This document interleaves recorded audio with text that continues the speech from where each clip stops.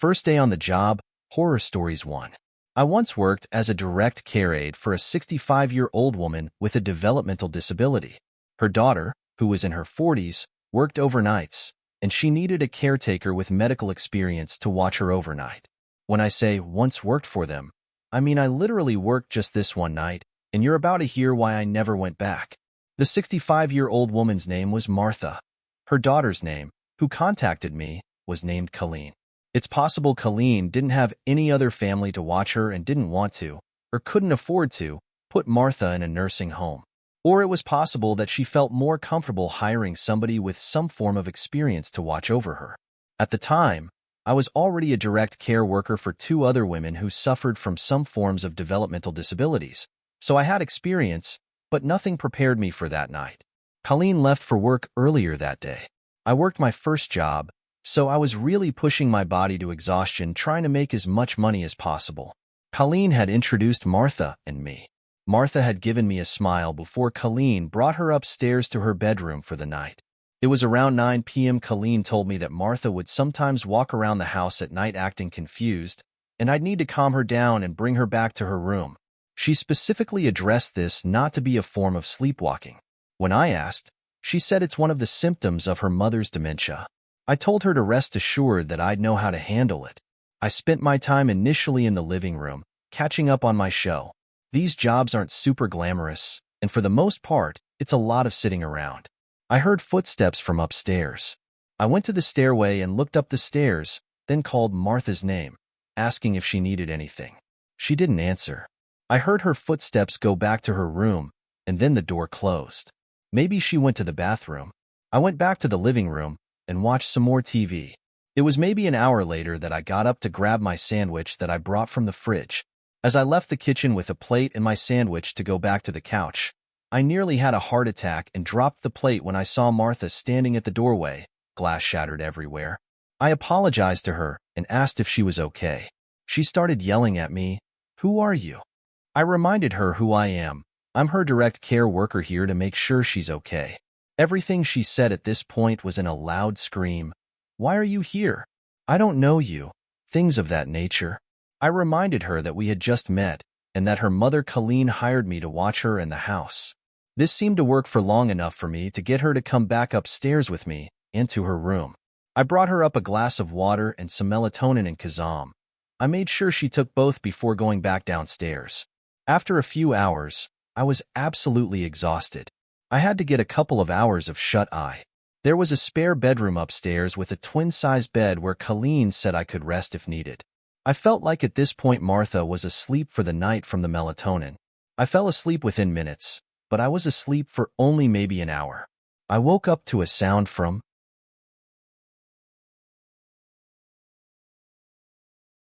First day on the job, Horror Stories 2. Downstairs, it was this repeated slamming every 1 to 2 seconds. Something from downstairs was being slammed. I jumped out of the bed. I had left the bedroom door open so that I'd hear anything if Martha got up. Case in point right here. When I got to the stairs, I realized the slamming was coming from the kitchen. I walked down the stairs in as quick of a speed as I could while still remaining quiet. Getting to the bottom, I peered around the opening to the kitchen, and what I saw was like a scene from a scary movie I'd seen before. I saw Martha in the darkness standing in front of the oven, repeatedly opening it and slamming it shut. It was horrifying. When I say I saw Martha, I really only saw her silhouette. It was that dark in the kitchen. I said, "Martha," really loudly, and she stopped, turned to her left at me, shut the oven door one final time, and started walking towards me, towards the stairs. I said in a now softer kind of scared-sounding voice, "Are you okay?" She got close enough to me where I could now see her facial features, and she looked at me with this blank expression, then walked right past me and started walking up the stairs. I followed her upstairs, but as soon as she got to her room, she slammed her door shut. I knocked on the door saying, "Martha, are you all right?" She didn't respond. I quietly opened the door just to peek inside, and I saw Martha at the side of her bed, just standing, facing the wall. I've seen a lot, but this was some pretty unsettling behavior that I feel like is the exact kind of stuff you'd see in some scary movies. Like I mentioned before, I walked over to her and gently eased her into the bed. When she was laying down, I covered her, and for what I was hoping would be the final time, I said, "Good night, Martha," and shut her door. I went across the upstairs to the spare room and went back to bed. I purposely tried not to fall asleep for at least half an hour, just in case she'd wake up again, but I don't even know if I made it that long. All I know is I fell asleep pretty freaking quickly. I woke up once again, however much later. The room was still pitch black, and the 1-hour alarm I set had not yet gone off. I looked around the room, wondering what woke me up. I didn't see what it was until I heard a sound from inside the closet. I then noticed the cracked open closet door and the black shadow of a head peeking out of the closet. Again, I almost had a heart attack. I said, "Martha." She didn't answer. I kept saying, "Martha," a bunch of times until she pushed the door open, and I saw her approaching the bed slowly. She started saying what she was saying hours ago again. "Who are you? I don't know you." As she got closer, I tried calming her down, reminding her who I am. I reached for the lamp next to the bed and fumbled with it until it turned on. Martha was holding a huge kitchen knife in her hand. At this moment, everything changed. Martha was now a threat to my life, and I had to worry about myself, not her. I screamed at this point, "Martha, put the knife down." I guess my scream stressed her out because she got closer and started screaming back at me, still repeating, "I don't know you." I wasn't going to attempt to calm down a knife-wielding dementia patient. That was not in any job description. I mapped out a way to run around her in the bedroom, and I went for it. I jumped off the bed on the side further from her, and she screamed again, "Who are you?" She swung the knife at the air as I ran past her. It was a slow and weak swipe from what I saw, but nonetheless showed that she had intentions of actually using it. I got downstairs and grabbed my shoes and went outside. Instead of calling 911, I called Colleen, as she requested I do if there's an issue.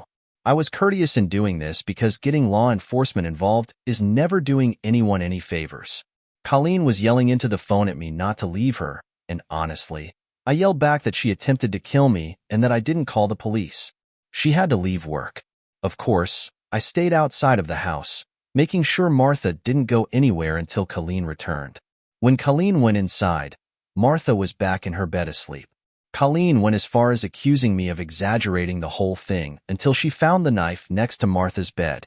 To not give her any more fuel to blame me for any of this, I left out the fact that I ever went to sleep. But that doesn't mean that I felt in any way I did anything wrong. Colleen even offered me that room to sleep. I never worked in that house again. Martha was a scarier patient than I'd ever dealt with in any of my jobs in my 9 years of being a direct care aide. It was my first day working for this plumbing company. I was called in for my first job to this house out of town. The plumbing company had 5 employees, and the owner would choose who does what job. I don't see it as a coincidence that I was sent to some undesirable job far away in a shitty area for my first job.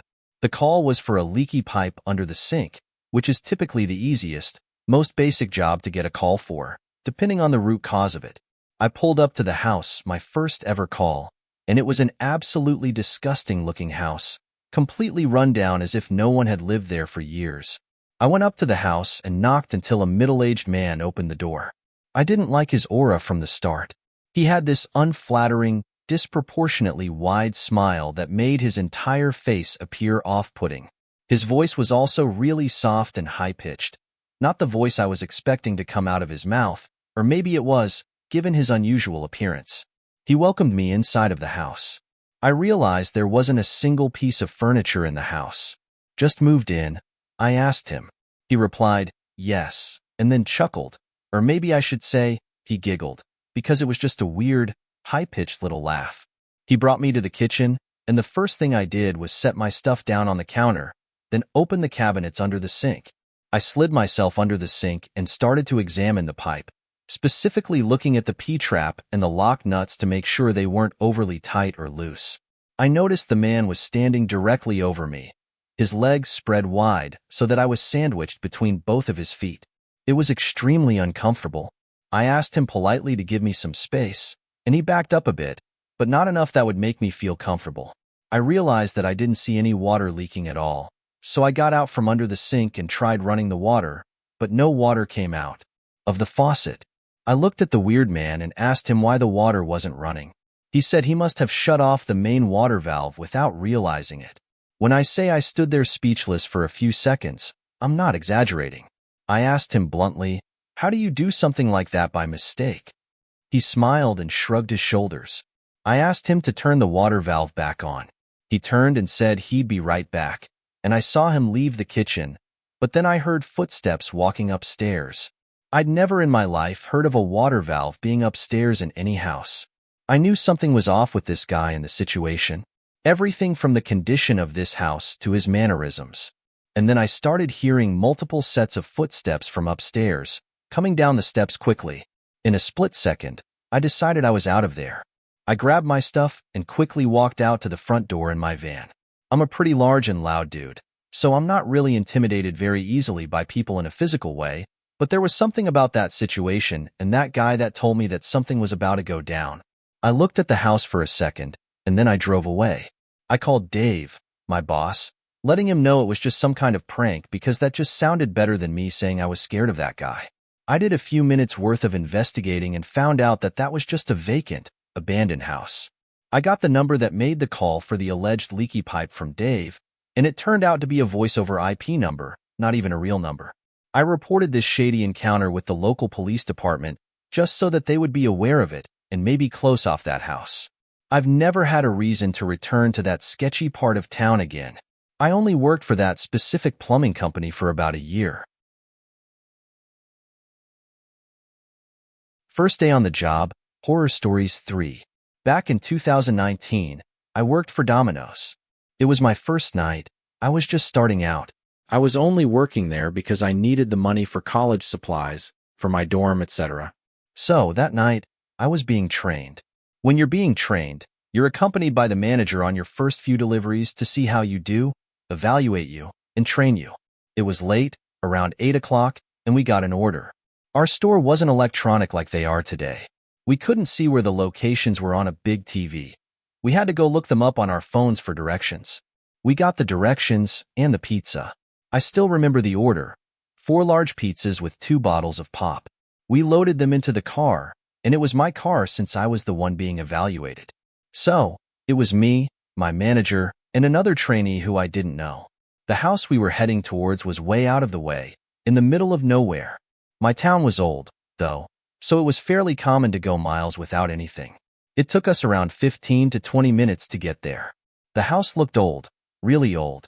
It was an old 2-story home, and it was completely run down. The wood was chipping. Some of the windows had boards on them. It was not a house you'd expect people to be living in. I remember asking my manager if we had to go up there, and he told both of us yes, but that he'd come with us and hand them the pizzas and sodas. I hesitantly got out of the car and noticed that the other guy, who was new, was very nervous as well about walking to that front door.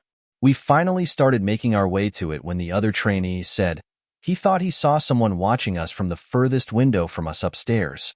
Our manager told him he's just paranoid and that this shouldn't take more than a minute or two, making sure to tell us to stay calm and be nice. I don't know how I had the courage to ring the bell, but I did, which of course didn't work, so my manager pounded on the door. No answer. We waited about 15 seconds and knocked again, harder this time. Still no answer. We were all getting impatient, and there was a smell of something rotten. We couldn't tell if it was the house or if something inside had died. Finally, after about a minute of impatiently waiting, someone opens the door, but not completely. They opened the door only showing part of their face and asking who we were and what we wanted. My manager said we had their pizza. The guy quickly unlocked the door and acted all friendly towards us. It freaked the 3 of us out. It was an older gentleman in his 50s at least. He told us it took him a while to open the door because it's hard for him to get around or some. Our manager handed him the receipt and asked if he was paying with cash or a check. The man told us he'd be back with the money. He left the front door open, so I looked around to see what the house looked like inside. Empty. Completely empty. No furniture or anything in that house, just the floor and a couple of blankets. Obviously, this guy was homeless and was just living here since no one else was. That's when we heard footsteps coming from upstairs. More than one person, too. That's when we got uncomfortable about the situation. The realization of what the other employee said became true. Someone was probably watching us as we walked to the front door. My manager yelled out if the man had the money yet, but he never got a response back. The footsteps stopped. Everything just stopped. It became silent. You could just hear the three of us breathing. My manager told us to stay at the front door in case the man came back and that he'd go around the house to see if the man needed help or something. We nodded at him, and he walked towards the back. The two of us heard footsteps, but not from upstairs. They were coming from below us somehow. We both looked completely puzzled and confused and honestly uneasy about this entire situation. That's when we heard our manager scream and heard frantic running. He ran to the front of the house where both of us were and told us to go back into the car and that we're leaving. I've never driven a car faster in my life. My manager explained to us that when he was walking around to the back, he saw a group of people in the darkness surrounding a sort of makeshift campfire, but it was very small.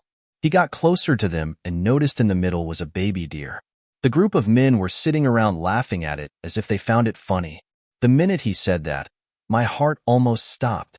The new guy and I quit right after, and I heard the manager quit a month after this. I'd never worked a delivery job again. Obviously, we walked into some kind of cult meeting, and I'm just glad we left when we did. Stories 4: Shadows of the Past. As the sun dipped below the horizon, casting long shadows across the city streets, I walked briskly towards my new workplace. Freshly graduated from university, I was eager to make my mark in the world of marketing. The building loomed ahead, its dark silhouette against the fading light sending a shiver down my spine. But I brushed off the feeling as mere nerves, attributing it to the excitement of starting a new chapter in my life. The receptionist greeted me with a warm smile as I stepped into the lobby, but her eyes seemed to linger on me for a moment longer than necessary. I shook off the odd sensation and followed her directions to the elevator, rising to the 10th floor where the marketing department was located. My first day passed in a blur of introductions and orientation. I met my new colleagues, learned about the company's projects, and familiarized myself with the office layout. Everything seemed normal, albeit tinged with an undercurrent of unease that I couldn't quite shake. As the days turned into weeks, I settled into my role and began to feel more at ease in my surroundings. Yet, there was always something off about the office, a subtle feeling of being watched that lingered at the edge of my consciousness. One evening, while working late to meet a tight deadline, I found myself alone in the office. The rest of the team had left hours ago, leaving me to wrap up the last few tasks before calling it a night. The silence was oppressive, broken only by the soft hum of the air conditioning and the tap-tap-tap of my keyboard. Suddenly, a chill swept through the room, causing me to shiver involuntarily. I glanced around, but there was no one else present. I tried to dismiss the feeling of dread creeping up my spine, chalking it up to fatigue and an overactive imagination. But then I heard it, a faint whisper, barely audible above the drone of the air conditioning. I froze, my heart pounding in my chest as I strained to make out the words. It sounded like my name, whispered over and over again in a voice that seemed to come from nowhere and everywhere at once. Panic gripped me as I realized that I was not alone in the office. Someone, or something, was there with me, lurking in the shadows just out of sight.